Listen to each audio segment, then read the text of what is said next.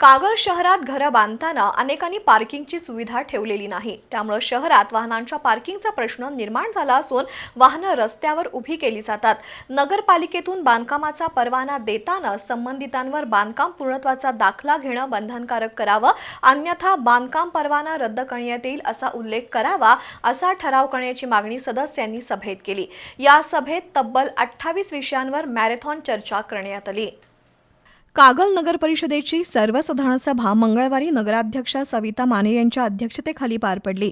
कागल शहरात नियमाप्रमाणे बांधकामं केली जात नाहीत।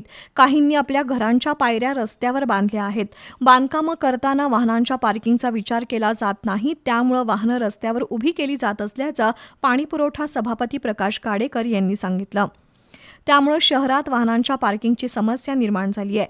घराचं बांधकाम पूर्ण झाल्यानंतर काही जण बांधकाम पूर्ण झाल्याचा दाखला नगरपालिकेतून घेऊन जात नाहीत।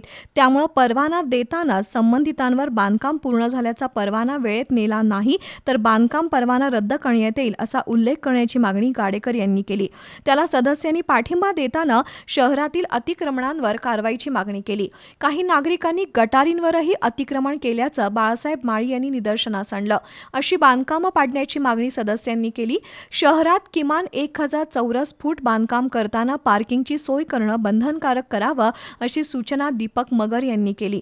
शहरात 54 ठिकाणी सुरू असलेल्या नियमित बांधकामांवर कारवाई करणार असल्याचं मुख्याधिकारी अजय पाटणकर यांनी सांगितलं।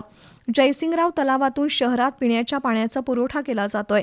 भविष्याचा विचार करता तलावाच्या पाणलोट क्षेत्रातील बांधकामावर निर्बंध आणण्याची मागणी नगरसेवक प्रवीण काळबर यांनी केली। सभेत विषयपत्रिकेवरील 28 विषयांसह अध्यक्षांच्या परवानगीनं ऐनवेळच्या विषयावर चर्चा करण्यात आली।